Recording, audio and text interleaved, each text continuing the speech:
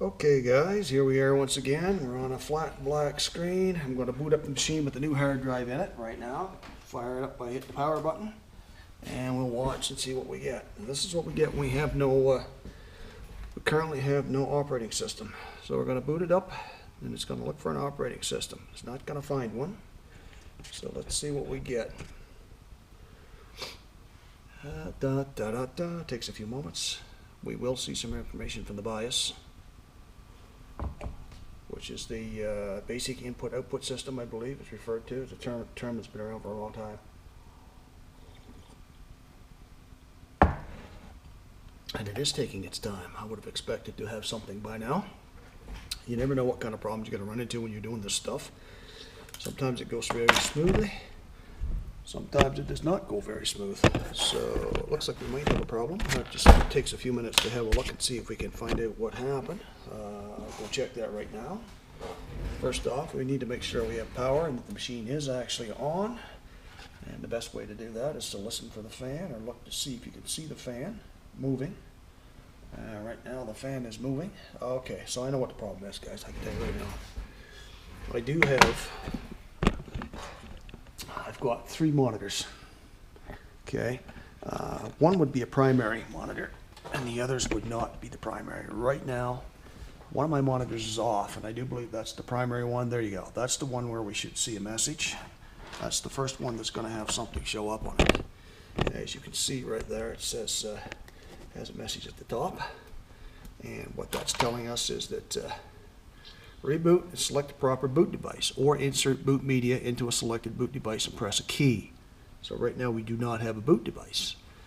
So what I'm going to do is I'm going to do as it says. Insert boot media into the selected boot device and press any key. So that means press any key on the keyboard.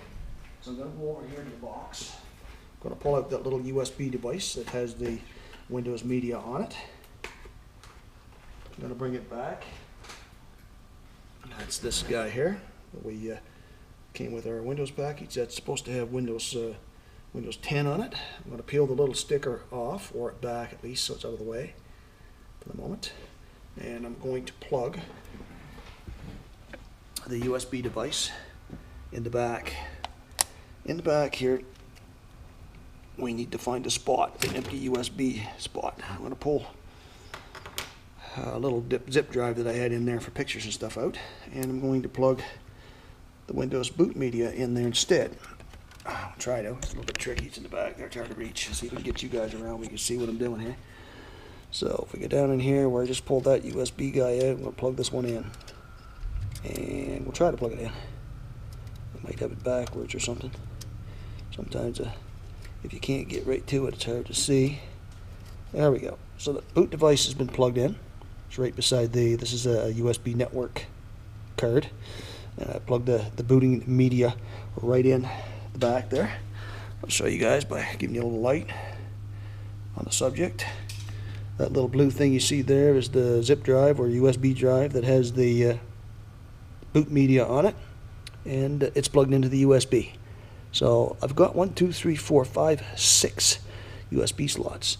Now some of those USB slots have given me problems, so I don't know if it's going to boot off that particular one or not. I might have to move some things around. But we'll go back to our screen here. It tells us that we need something to boot off of. And we'll see what we get now when we hit any key, because it says media, insert boot media in a selected boot device and press any key. So now I'm going to press any key on the keyboard. Reboot, select the proper boot device, or insert boot media into a selected boot device and press any key. So obviously it didn't recognize that. So I'm going to have to go into the BIOS and make a change in the BIOS in order for it to see it. So this is not critical, guys. This just means I don't have the BIOS set up to see the USB, or that particular USB is one that I'm not going to be able to use.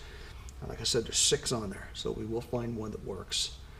I might have to pull the mouse out and plug it into one of the lower slots. What you have here is you have probably a USB 3, USB 2, USB 1.5. Who knows? I mean different versions of the USB, right? So this is supposed to be backward compatible, this device that I have for booting off of, but maybe the machine will only allow it to boot off of specific ones. So it's just a little bit of process of elimination.